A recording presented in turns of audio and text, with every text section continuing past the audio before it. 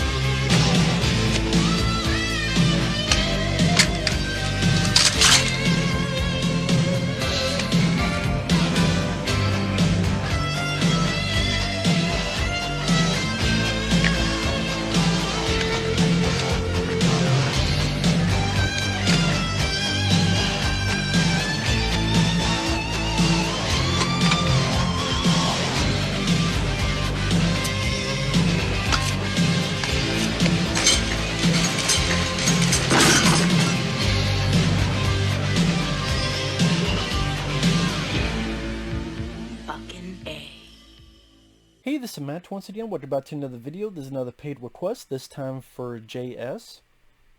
And for those interested in requesting pretty much any type of videos or topics or re-reviews, pretty much any type of videos, feel free to send them either directly to my PayPal or join my Patreon. Both links are down below in the info box if you want to. And this is for Dave, a 1993 comedy that is directed by Ivan Reitman, and one of the Ivan Reitman films that is never talked about. Like, you never hear anyone mention this movie. But when it came out, it did well at the box office. I think it was even nominated for an Oscar for the script. And it's in one of these... I actually like when Warner Brothers did these type of cases, like the cardboard and the clip. I just like the design, because it doesn't feel flimsy. It feels unique compared to other DVD cases. It feels sturdy. Sturdy to hold. And even this, like, I even don't mind this.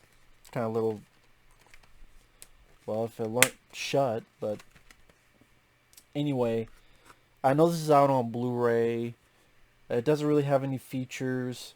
A little featurette, same as the DVD, couple minutes long from back in the day, but not much, which is surprising, because again, if this was nominated for an Oscar for the script, and it was a box office hit, you would think there'd be some features. You do interviews, Kevin Kline, Sigourney Weaver, Ivan Reitman. I mean, this has a good cast. Kevin Kline, very funny. Sigourney Weaver worked with Ivan Reitman, of course, at Ghostbusters. Frank Langella, Skeletor from Masters of the Universe. He's your villain in this. Kevin Dunn. I remember him. I think he was in the 1998 Godzilla film. I think people remember him. He was Shia LaBeouf's dad in the Transformer movies. Let's see. Ving Rhames as from Pulp Fiction, such as a guy working in Secret Service. Ben Kingsley from Species, among others. He's the vice president. Arnold Schwarzenegger makes a cameo, which makes sense because Ivan Reitman worked with him on Twins and Kindergarten Cop. And this is one of those things where identities are switched, but I thought this was a very lighthearted, sweet, funny movie. It's, again, definitely an Ivan Reitman film that doesn't get talked about. I don't know if I say it's appropriate because of the political state of today, but it is a lighthearted, sweet movie. Even though I don't like politics, I thought this did it well. It's more about, this... I thought it was a fun plot. I thought it was done well, script-wise. And the cast really made it work. And Kevin Kline plays two characters. He plays the president as well as this normal guy who helps people get jobs, and he even knows he looks like the president, so he'll do these local functions as an impersonator. One day, the Secret Service sees him. They want him for a job to pose as the president. Pretty much the president wants to get his dick wet and has an affair, I think with Laura Linney, I believe is the actress, from Congo among many other films. So while he's having an affair, we need you over here as interference. He gets hired for it, but then the president, during his lovemaking, has a stroke. And so Frank Langella and Kevin Dunn, sort of two guys, upper echelons of the politics. We can't have this guy dead because Ben Kingsley, the vice president, will be it. We don't want him for that job. We need to stretch out time. Hey, get the impersonator, let him impersonate the president while we figure things out. And so a lot of it is this normal guy trying to deal with, the world of being thrust into. And I thought Kevin Kline was a great choice because he has this warm-hearted, light-hearted look at life. The way he reacts to everything it's fun, it's natural. He's in awe and wonder, but he's still a down-to-earth guy, very easy to like and relate to. Speaking of other cast members, Charles Grodin, may he rest in peace. He's in the film too, as a friend of Kevin Kline when he's worked at the temp agency trying to give people jobs. And let's say Ivan Reitman definitely uses cast very well. Sigourney Weaver, with her actual husband, she doesn't notice the switch at first, and her husband had a friction and hated each other, but she sees, wow, okay, my husband's acting a bit strangely and more warm-hearted and nice, finds out the truth, falls in love with Kevin Kline. That was a sweet romance to it, like when they had the night out, and just like the first lady finally able to go out and just mingle. Like they worked well together, had nice chemistry with each other. I said with Kevin Kline, he's not a dumb guy, but he still has that sense of wonder. Like he's trying to impersonate the president, but then he sees like a White House pen, and he's like, "Can I keep this?" And it's not really, oh, that's a great one-liner joke, but it's more of Kevin Kline's personality and the way he plays the character that makes him, as well as the script. Because Roger Ebert said it best, where you think it's going to go one way.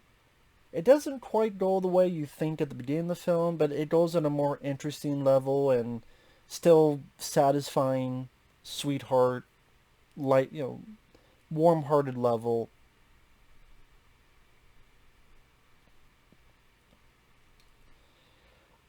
And it was also just nice to see him interact with people like Arnold, because Arnold's the guy with the fitness, working with the president, so he's like telling Kevin Kline, no donuts.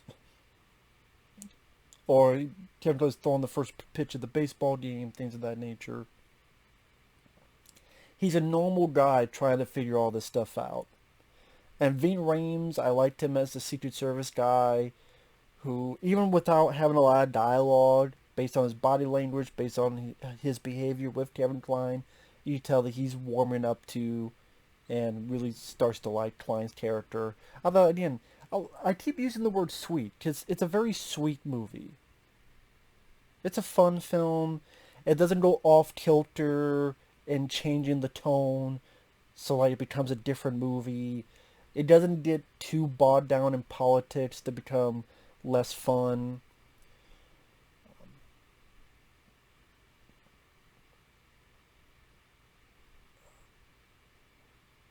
There's some chuckle-worthy moments, like when he invites Charles Grodin to look at the budget and the way Charles Grodin's reacting to being in the Oval Office. Like Grodin's reactions, his facial and body language reactions got some chuckles out of me. Or like when Kevin Kline's talking to Ving Rhames, like, you Secret Service, huh? So you're supposed to take the bullet. So that means you did kill for me, right? And then Ving Rhames, like, not answering. And then he cuts to Kevin Kline, his eyes like... I mean, without much honing on dialogue, like, Ivan Reitman at this time, he knew how to handle his actors. Arnold with, like I said, Tenor and Cop and Twins. There's actually, I need to get that on Blu-ray one day, Twins. Because I finally got a Blu-ray. So one day I would like to pick that up. Even Evolution came on after, which I think Evolution's underrated. Dave Duchovny, Orlando Jones, Sean William Scott. That's another fun film that he knew how to use his cast. Like, Ivan Reitman did a good job with that. Of course, Ghostbusters. And that's something people don't really mention with Ivan Reitman. They mention, okay, the movies are funny, but how he's able to handle the cast. Like, you go back to Stripes. And not just Bill Murray, but Harold Ramis and John Candy. And the one guy's like, Psycho. You know, that guy. Francis. Warren Oates' character. You had Judge Reinhold in that movie. And it's not just one or two people. Like, the whole cast worked well. You know, same with Ghostbusters. Same with a film like this. And also, what if you had a guy who was president, but he was a matter-of-fact guy? Like, when cutting the budget, he's talking to these people and going, so, okay, what about this $47 million? You're telling me we're paying $47 million for advertisement so we can make people feel good about a car they just bought? I mean, because he's trying to cut the budget, because he's trying to save this homeless shelter program. It's like, I don't want to tell a bunch of kids they can't eat or live somewhere because of that, do you?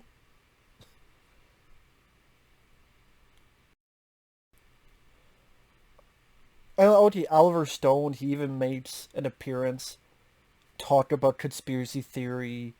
Although, at this time, he's actually right about, you know, before and after the stroke, you see there's differences.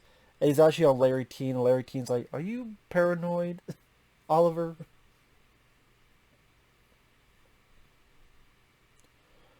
And I don't want to give everything away. That's the thing with, I'm trying to learn. You know, don't give everything away. Otherwise, what's the point of watching the film? But, it has a nice whimsical touch to it.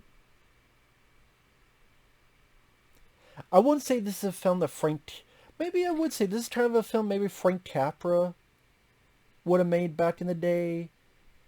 You know, Mr. Smith Goes to Washington, It's a Wonderful Life, like maybe that type of thing.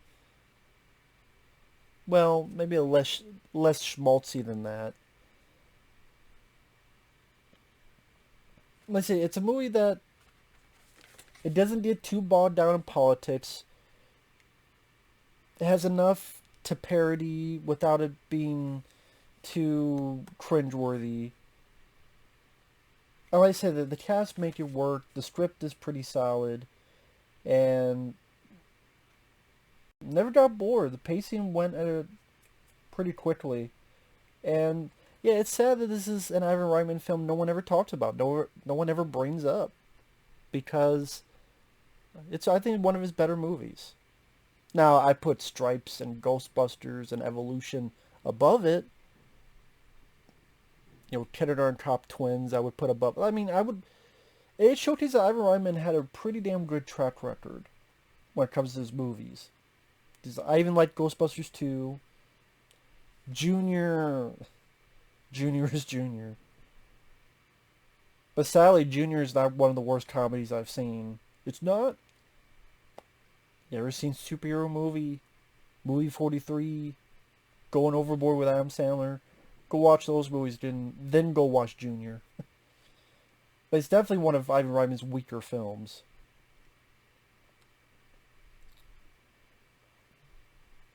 I think he did My Super Ex-Girlfriend or something.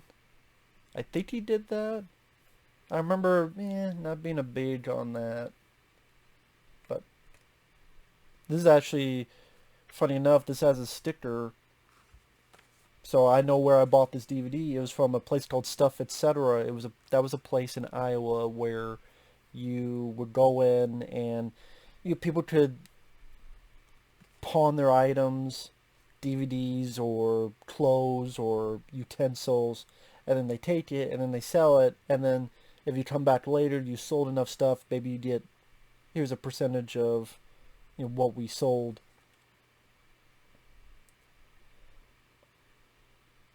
So you wouldn't make money with the giving it away, just you want to get rid of it, and if we sell it, maybe you get a percentage of it. So that's why a lot of these DVDs would become cheap, like $3. And if you wait long enough, it was $1.50. And then if you wait long enough again and it's still there, it'd be 80 cents. So like it's $3 from the get-go. If it's there after a month or two and no one's bought it, then it's like $1.50. So back in the day, this is like 2015, so it even has the year. So 2015, I got this DVD. That's how I got a lot of my collection back in the day, is that place. You just have to worry about if the disc is scratched or not, because they don't always check. Sometimes you open, oh, it's a bootleg. So I guess it's the same when people go to a pawn shop. Like, always check first before you leave with it. But yeah, Dave's not here. Fun movie, fun comedy. Again, sad that's not talked about as much. Kind of forgotten. Doesn't really deserve to be. It's a sweet, fun comedy. So, with that said, we'll see you guys later. Bye-bye.